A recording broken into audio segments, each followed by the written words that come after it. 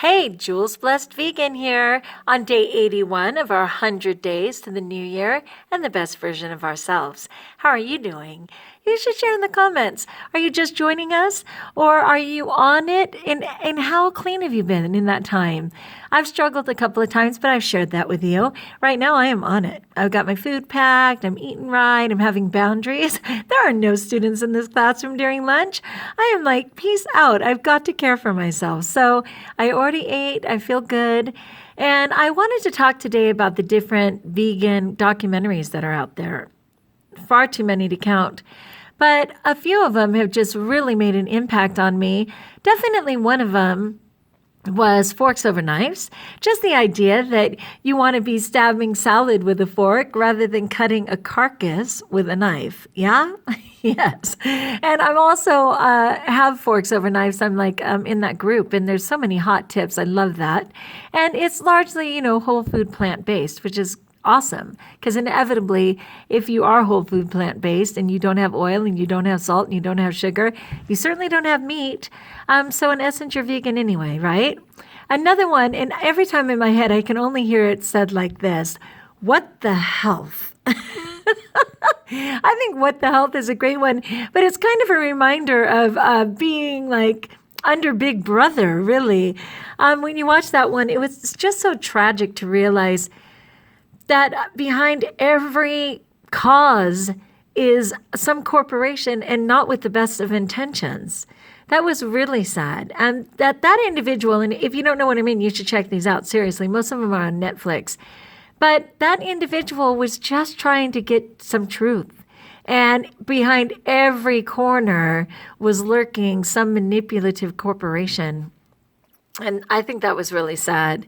That you have weight loss sponsored by sugar or, like, hello, dude, I can't even get into it. It's too big to get into. But another one, of course, is a China study.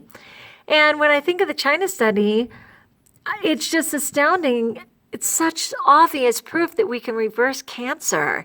Is it too late in some cases? Of course. Are some people, might it just be God's plan that maybe for others to either be inspired or learn from or up their prayer, that some of those people will not be healed? It's all possible, of course. But it's refreshing to understand that by manipulating our food in the right direction, we can certainly reduce our chances, possibly live a little longer if we already have cancer, and hopefully raise this generation not to die before us, which sadly is where they're in the direction of, but to turn them around so that they can far outlive us like they were designed to do. So I think the China study is amazing. Cowspiracy.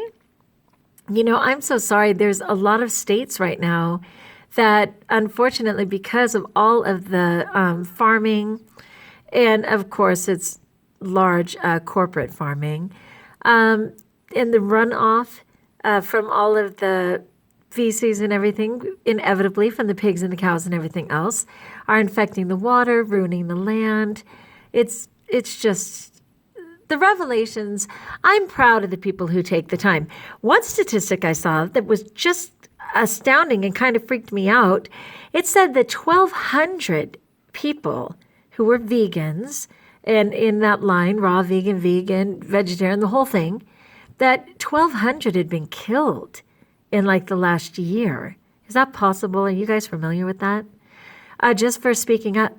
And Lord knows, I don't want to just talk about conspiracies, but certainly people in the meat industry that are making money hand over fist feel threatened by the little guy who's saying we need change. And that's resulting in death for some people. Is it worth sacrificing their life over? It might be. It wasn't their intention, but it might be if it's changing people around, if it's changing policy. But it's just so tragic. Really, people, you're going to conspire to kill someone because they told you to stop eating meat? And yet, do you feel that way in your life sometimes? I imagine you might. Maybe your family is so angry. My poor husband, I betrayed him because I was his binge buddy, man. We could eat enough for a small country. And when you talk about weekend warriors, it's usually exercise. No. We were weekend warriors for binging our head off on the sad diet. in every toxic fat food we could find. And we were comfortable doing it.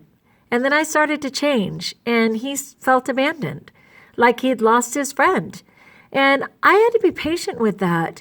He was really angry for a while, and I wasn't offended. I was like, dude, I so get it. And I'm sorry I'm changing on you. But I'm called to it, and I have no choice. Now, praise God, he does eat some salads and participate a little bit. Still has his meat, but nowhere near as much. And every time he chooses not to eat, some animal is spared. So I'm good for that.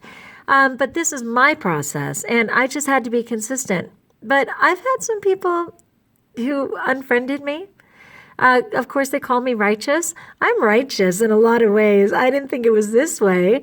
For this way, I'm just rejoicing and sharing. But people are threatened. They don't like change. I get that. But it's a rude awakening. I just saw a thing on Fully Raw Christina. She's one of the people that I've suggested on YouTube. And she's on Instagram as well, as am I, if you don't know me from JulesBlessedVegan on Instagram.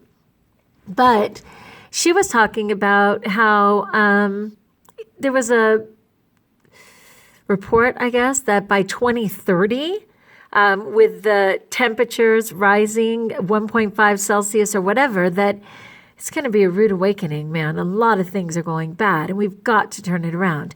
I know I'm kind of preaching to the choir because you guys are sort of on this path already, but if it's new to you, I do recommend you check out some of those and just get some information, but you don't need to take it at face value. You can do some research yourself. So I was thinking as a teacher, there's primary resources, and those are where you get it from the actual individual or from the person who produced the materials. And then there's secondary sources. And obviously, when you get to secondary and third and fourth and fifth generation of information, it has varied greatly, and interpretations by people have changed. But if you can go with the primary or secondary resource, you're pretty much getting important information that hasn't been modified. Anyway, this is Jules Blessed Vegan. Let's rock it to day 80. Oh my gosh, how can we celebrate tomorrow? And in the meantime, stay vegan, make your best choices with your food, and be blessed.